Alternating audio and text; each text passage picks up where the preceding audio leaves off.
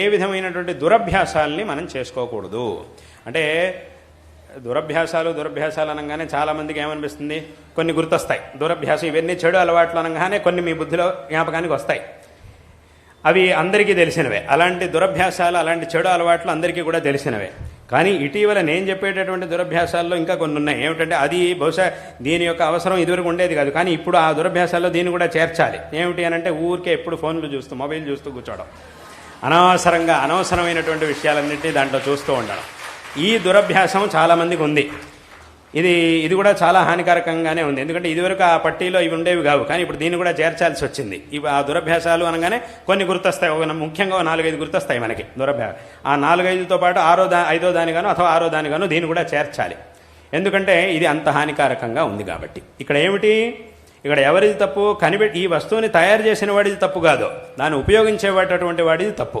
ఎందుకంటే ఏ వస్తువైనా కూడా లోకంలో దానికి సదుపయోగం ఉంటుంది, దురుపయోగం ఉంటుంది, రెండూ ఉంటాయి. కానీ సదుపయోగం చేయడం అనేది మన యొక్క కర్తవ్యం. అన్ని వస్తువులు సదుపయోగం, దురుపయోగం అనేది ఈ ప్రపంచంలో ప్రతి ఒక్క వస్తువుకి ఉంటుంది. కానీ సరైనటువంటి వివేకంతో సదుపయోగం చేసుకోవాలి, దురుపయోగాన్ని ఎప్పుడు కూడా చేయకూడదు. కాబట్టి ఈ సాధనాలన్నీ ఏవైతే ఉన్నాయో వీటిలో అవసరం మనిషికి చాలా ఉంది. దానివల్లే ఎన్నో వ్యవహారాలు క్షణాల మీద జరుగుతున్నాయి, ఎన్నో జరుగుతున్నాయి. కాబట్టి దానివల్ల చాలా ఉపయోగం కలుగుతోంది. కానీ ఉపయోగాన్ని పొందాలి తప్ప దురుపయోగాన్ని పొందకూడదు. ఆ దురుపయోగాన్ని కలిగించేటటువంటి పనులని చేయకూడదు. ఈ విషయాన్ని అందరూ కూడా, ముఖ్యంగా యువత చాలా స్పష్టంగా ఈ విషయాల్ని తెలుసుకోవాలి. యువత తెలుసుకోవాలి, పెద్దవాళ్ళు కూడా తెలుసుకోవాల్సిందే. ఎందుకంటే ఆ పెద్దవాళ్ళు కూడా అలవాట్లనే ఉన్నాయి.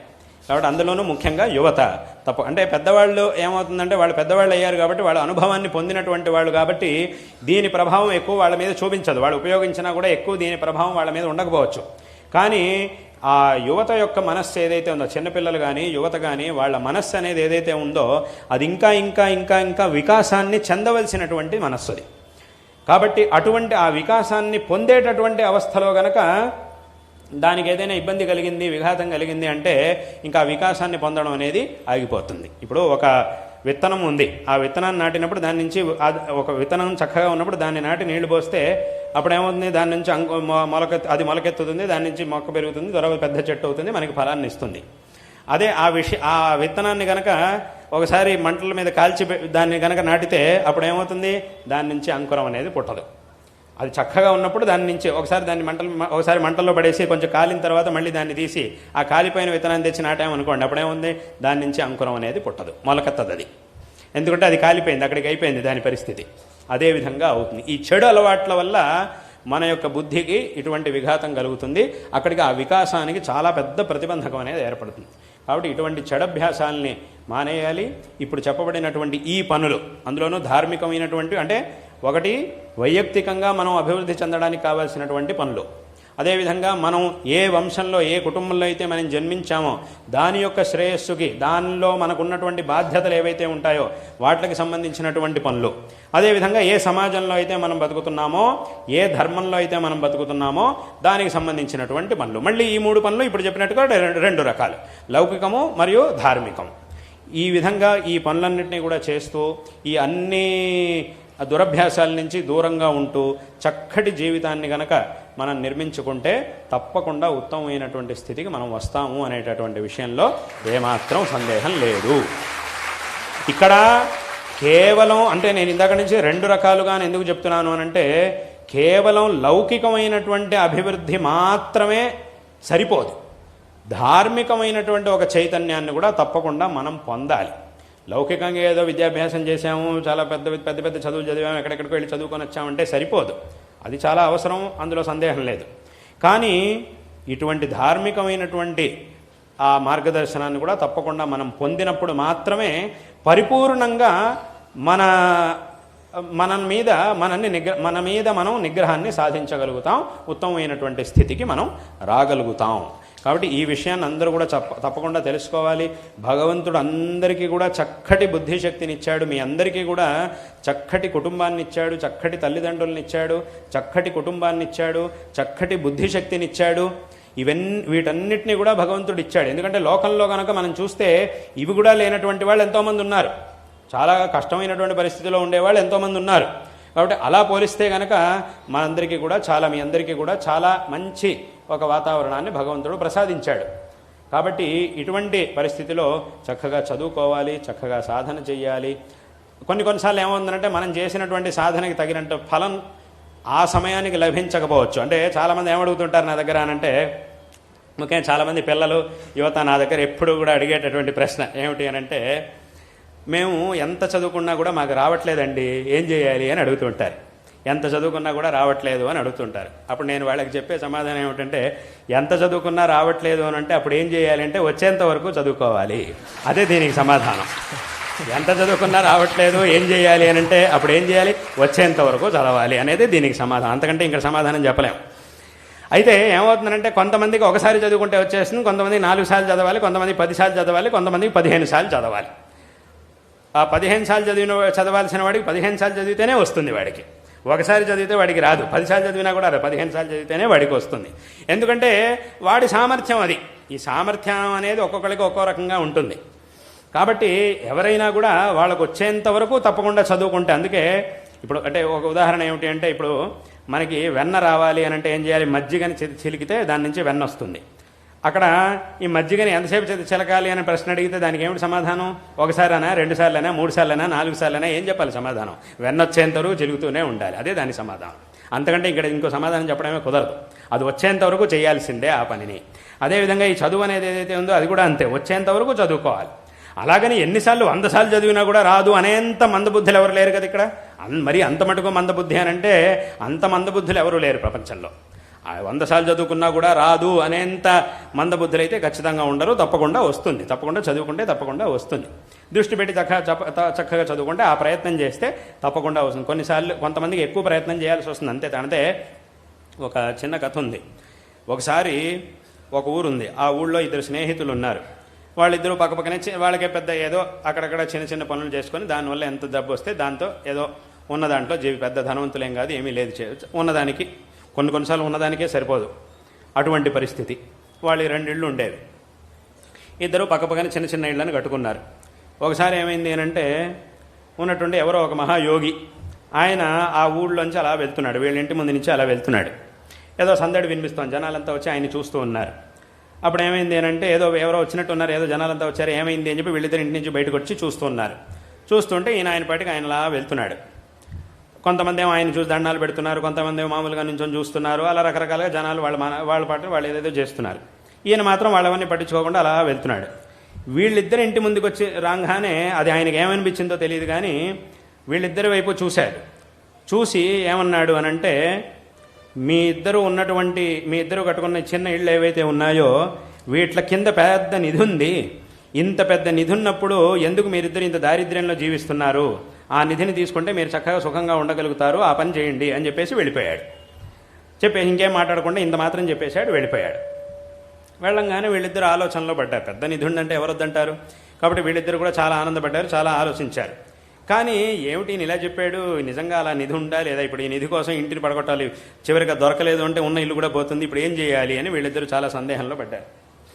ఏం చేయాలి అని, నిజంగా ఈయన నమ్మచ్చా, ఈయన ఏమైనా పిచ్చివాడా, లేదంటే నిజంగానే చెప్తున్నాడా, నిజంగానే తెలిసినవాడా, పిచ్చివాడా, ఏమిటి ఇప్పుడు నమ్మాలా వద్దా అని చాలా ఆలోచనలో పడ్డారు. చాలామందిని అడిగారు, ఇప్పుడు ఏం చేయమంటారు మమ్మల్ని? అప్పుడు చాలామంది ఏం చెప్పారు అనంటే, లేదు ఆయన మాటలను అలా ఊరికే తీసేయడానికి వీల్లేదు, ఆయన చాలా గొప్పవాడు, ఆయన పెద్ద జ్ఞాని, నిజంగా ఏదైనా చెప్పాడంటే అది తప్పకుండా జరుగుతుంది, కాబట్టి మీరు అక్కడ తవ్వి చూస్తే మీకు నిధి దొరుకుతుంది అని చెప్పారు. సరే అలాగైతే ఓ ప్రయత్నం చేద్దామని చెప్పి ఏం చేశారంటే అక్కడ ఇంటినంతా తీసేసి తవ్వడం మొదలెట్టారు. ఇద్దరూ కలిసి తవ్వడం మొదలెడుతున్నారు. వాడి ఇంటి దగ్గర వాడు, వీళ్ళ ఇంటి కింద వీడు. ఇద్దరు ఒకేసారి తవ్వడం మొదలెట్టారు. ఇద్దరికి ఒకే బలం, ఇద్దరు తవ్వడం మొదలెట్టారు, ఒకే రకంగా పనిచేస్తున్నారు. ఒకడు 10 అడుగులు తవ్వాడు, ఇద్దరు కలిసి 10 అడుగుల వరకు తవ్వారు. ఒకడికి నిధి దొరికింది, చాలా నిధి అక్కడ దొరికేసింది. చాలా సంతోషపడ్డాడు. వెంటనే చెప్పాడు, నాకు నిధి దొరికేసింది అని చెప్పి నిధిని తీసుకున్నాడు. ఆ నిధిని అంతా తీసుకుని ఇంక ఇక్కడ ఉండాల్సిన పని లేదు, హాయిగా నేను ధనవంతుడిగా ఎక్కడో బతుకుతానని చెప్పి హాయిగా అక్కడి నుంచి వెళ్ళిపోయాడు. కానీ రెండో వాడికి మాత్రం దొరకలే. అప్పుడు వీడేం చేశాడు, అదేమిటి వాడి 10 అడుగులకి దొరికింది కదా, నాకు దొరకలేదేమిటి అని చెప్పి వీడేం చేశాడు అంటే ఇంకో 2 అడుగులు తవ్వాడు. చూద్దాం, ఇంకొంచెం చూద్దాం అని చెప్పి ఇంకో 2 అడుగులు తవ్వాడు, దొరకలా. ఇంకో 2 అడుగులు తవ్వాడు, దొరకలా. ఇంకో 2 అడుగులు తవ్వాడు, దొరకలా. 15 దాటిపోయింది, 16 అడుగులు తవ్వేశాడు, ఇంకా ఏమీ దొరకలేదు. ఇంకో 4 అడుగులు తవ్వాడు, అయినా కూడా దొరకలే. 10 అడుగుల కంటే ఎక్కువ ఇంకో రెట్టిగా 20 అడుగులు తవ్వాడు, అయినా కూడా ఏమీ దొరకలేదు. 22 అడుగులు తవ్వాడు, అయినా కూడా వాడికి ఏమీ దొరకలేదు. ఇంకా వాడు చాలు ఇంక అయిపోయింది, ఏదో ఆయన ఏదో చెప్పాడులేండి, ఎంత పెద్ద యోగి అయినా కూడా చెప్పినవన్నీ కూడా ఎక్కడ నడుస్తాయి, ఏదో వాడికి నడిచింది తప్ప నాకు అది నిజంగా జరగలేదు, సర్లే పోన్లే వాడికి దొరికింది నాకు దొరకలేదు, ఇంక ఇదంతా ఈ ప్రయత్నం చేయడం వ్యర్థం అని చెప్పి వదిలేశాడు. అయినా కూడా చూద్దామని చెప్పి ఇంకో అడుగు తవ్వాడు, అయినా దొరకలేదు. అక్కడ మొత్తం 23 అడుగులు తవ్వాడు, అయినా దొరకలేదు. ఇంకా చాలు అని చెప్పి వదిలేశాడు. వదిలేసి మళ్ళీ దానంతా పూర్తి చేసి మళ్ళీ పాత ఇంటినే మళ్ళీ కట్టుకున్నాడు, అక్కడే ఉన్నాడు. కానీ నిజం ఏమిటి, ఇంకొక 2 అడుగులు ఎల్లుంటే వాడికి దొరికినటువంటి నిధి కంటే 4 రెట్లు ఎక్కువ నిధి వీడింటికి ఉండింది. దానికంటే కూడా నిజంగా 4 రెట్లు ఇక్కడ ఉండింది. కాబట్టి వీడు ఎక్కువ తవ్వినందుకు వీడి శ్రమ ఎక్కడ వృధా పోవట్లేదు, ఇంకా ఎక్కువ నిధే వాడికి దొరికేటటువంటి అవకాశం ఉండింది. కానీ ఎక్కడ అది ఎందుకు దొరకలేదు వీడికి అంటే వీడి ప్రయత్నాన్ని మానుకోవడం వల్ల అది ఆగిపోయింది. ఆ ప్రయత్నాన్ని మానుకోవడం వల్ల వీడికి ఫలితము దొరకలేదు, మళ్ళీ జీవితం మొత్తం దారిద్ర్యంలోనే జీవించాల్సి వచ్చింది. అంటే అక్కడికి ఏమైంది, ఈ ప్రయత్నానికి అంత బలం అనేది, ప్రయత్నాన్ని తప్పకుండా మనం చెయ్యాలి ఫలం దొరికేంత వరకు. అంటే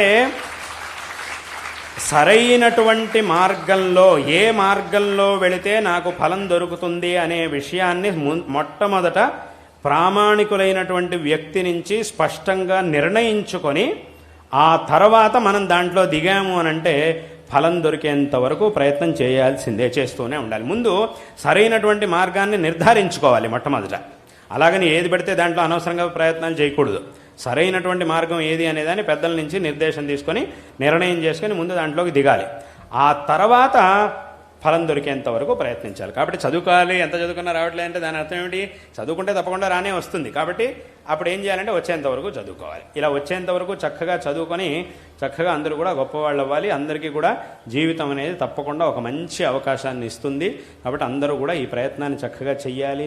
పెద్దవాళ్ళు, తల్లిదండ్రులు, విశేషంగా తల్లిదండ్రుల విషయంలో చాలా శ్రద్ధాభక్తులతో ఉండాలి, చాలా గౌరవంతో ఉండాలి అందరూ కూడా. అంటే తల్లిదండ్రుల దగ్గర ఊరికే అనవసరంగా నువ్వేంటి నాకు చెప్పేది, నీకేం తెలుసు అని అలా వాదించకూడదు. ఒకవేళ నిజంగా వాళ్ళకి విషయం తెలియకపోయినా చెప్పేటటువంటి భాషా విధానం ఒకటి ఉంటుంది. వాళ్ళ దగ్గర గౌరవంగా చెప్పాలి. గౌరవంగా చెప్తే తప్పకుండా వాళ్ళు ఒప్పుకుంటారు. ఎందుకు ఒప్పుకోరు? నువ్వు చెప్పాల్సినటువంటి రీతిలో వాళ్ళకి కనుక చెప్తే అప్పుడు వాళ్ళు కూడా తప్పకుండా ఒప్పుకుంటారు. అదంతా వదిలేసి ఊరికే అనవసరంగా వాళ్ళని నేనేదో చేయొద్దన్నారు అన్నంత మాత్రాన వాళ్ళ మీద ద్వేషం పెంచేసుకొని వాళ్ళని చేస్తూ అలా చేస్తే మాత్రం అది చాలా పెద్ద పొరపాటు. ఎందుకంటే వాళ్ళు కూడా కోరుకునేది పిల్లల శ్రేయస్సే కదా. అయితే వాళ్ళకు ఒక భయం ఉంటుంది. ఎంతైనా పిల్లలు వీళ్ళు ఎంత పెద్దవాళ్ళైనా కూడా తల్లిదండ్రులకి పిల్లలే కాబట్టి ఎక్కడైనా వీళ్ళు తెలియక పాపం తప్పుడు అడుగులు వేసేస్తారేమో. ఎందుకంటే చిన్నప్పుడు ఎన్నోసార్లు అలా తప్పుడు అడుగులు వేయబోయేటప్పుడు వీళ్లే కదా ఎన్నోసార్లు కాపాడింది. ఎన్నోసార్లు చిన్నపిల్లలుగా ఉన్నప్పుడు తెలియనటువంటి పరిస్థితిలో ఏదైనా తప్పుడు అడుగులు వేసే పరిస్థితిలో వాళ్ళని అలా జరగకుండా కాపాడుకుంటూ వచ్చింది వీళ్లే కదా. కాబట్టి వాళ్ళు ఇప్పుడు పెద్దవాళ్ళు అయ్యారనేది వేరే విషయం అనుకోండి. చిన్నపిల్లగా తప్పుడు అడుగులు వేయకపోవచ్చు, కానీ వీళ్ళకి తల్లిదండ్రులు పెద్దవాళ్ళు అవుతున్నారు, వాళ్ళు పెద్దవాళ్ళు అవుతున్నారు, వీళ్ళు పెద్దవాళ్ళు అవుతున్నారు. కాబట్టి ఏమవుతుందంటే ఇప్పటికి కూడా వాళ్ళు చిన్నపిల్లలాగే చూస్తుంటారు. ఆ భావన అనేది పిల్లల మీద ఉండనే ఉంటుంది.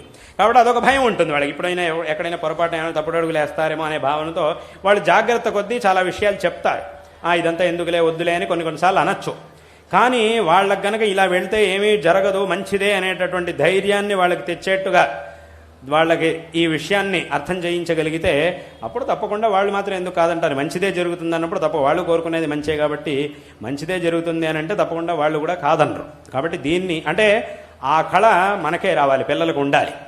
అటువంటి అది ఎలా చేయాలి అనేటటువంటి ఆ సామర్థ్యం, ఆ చాతుర్యాన్ని పిల్లలే తెచ్చుకోవాలి. కాబట్టి ఈ విధంగా పెద్దవాళ్ళని తల్లిదండ్రుల్ని గౌరవిస్తూ వాళ్ళు చూపించినటువంటి మార్గంలో చక్కగా వెళుతూ ఈ పరంపర మనకి చూపిస్తున్నటువంటి మార్గాన్ని చక్కగా అనుసరించి కృతార్థులు కావాలి అనేటటువంటి విషయాన్ని ఈ సందర్భంలో అందరికీ కూడా తెలియజేస్తూ ఉన్నాం. ఈ ధర్మం యొక్క విషయంలో ఎప్పుడూ కూడా అందరూ దృఢమైనటువంటి జ్ఞానాన్ని పొంది ఉండాలి. ఎప్పుడూ కూడా ఈ ధర్మాన్ని వదలకూడదు. ఎవ్వరూ కూడా ఈ ధర్మాన్ని వదిలేటటువంటి ఆలోచన ఎప్పుడూ కూడా చేయకూడదు. దీని మీద రకరకాల ప్రశ్నలు రావచ్చు, రకరకాల మనుషులు దీని మీద మనకి ప్రశ్నలు వచ్చేట్టుగా చేయొచ్చు, మన ధర్మం మీదే మనకి ద్వేషం కలిగేట్టుగా రకరకాల మనుషులు చేయొచ్చు, అలాంటి ప్రయత్నాలు చేయొచ్చు. కానీ ఇది నిజంగా గనక అంత ఉత్కృష్టమైన ధర్మం కాకపోతే ఇన్ని సంవత్సరాలు, ఇన్ని లక్షల వేల సంవత్సరాల నుంచి, వేల లక్షల సంవత్సరాల నుంచి ఇంత దృఢంగా ఉండడానికి సాధ్యమే కాదు. ఇది ఇంత దృఢమైనటువంటిది, ఇంత ఉత్తమమైనటువంటిది కాబట్టే ఇన్ని ఆక్రమణలు దీని మీద జరిగినా జరుగుతూ ఉన్నా కూడా ఇవాళకి ఇంత దృఢంగా నిలబడి ఉన్నది. కాబట్టి దీన్ని అందరూ కూడా చక్కగా తెలుసుకోవాలి. విశేషంగా మన శాస్త్రములు మనకేం చూపిస్తున్నాయో, విశేషంగా జగద్గురు శ్రీ ఆదిశంకర భగవత్పాదాచార్యుల వారు ఇవాటి రోజున ఈ ధర్మం అనేది ఇంత దృఢంగా నిలబడింది అంటే దానికి కారణం శంకరాచార్యుల వారు. అందులో ఆ విషయంలో ఏ విధమైనటువంటి సందేహము లేదు. అంటే శంకరాచార్యుల వారు అవతరించి ఈ ధర్మాన్ని సంస్థాపన చేసిన తర్వాత కాలంలో ఇంకా చాలామంది మహాపురుషులు వచ్చారు. వాళ్ళంతా కూడా ఈ ధర్మాన్ని ప్రచారం చేశారు. వాళ్ళ విధానాల్లో ఈ ధర్మాన్ని ప్రచారం చేశారు. కానీ ఒకవేళ శంకరాచార్యులు వారు కనుక ఈ ధర్మాన్ని ఉద్ధరించకపోయి ఉంటే తర్వాత కాలంలో వచ్చినటువంటి వాళ్ళు కూడా ఇదేమీ చేయలేకపోయేవాళ్ళు. శంకరులు ఈ ధర్మానికి ఒక మార్గాన్ని చూపించారు కాబట్టే, దీన్ని ఉద్ధరించారు కాబట్టే తర్వాత కాలంలో వచ్చినటువంటి వాళ్ళకి దీన్ని ప్రచారం చేయడానికి వాళ్ళ మార్గాల్లో దీన్ని ప్రచారం చేయడానికి వాళ్ళకు ఒక అవకాశం అనేది లభించింది. కాబట్టి మొట్టమొదట మనం స్మరించాల్సింది శంకరాచార్యుల వారిని, ఆదిశంకర భగవత్పాదాచార్యుల వారిని.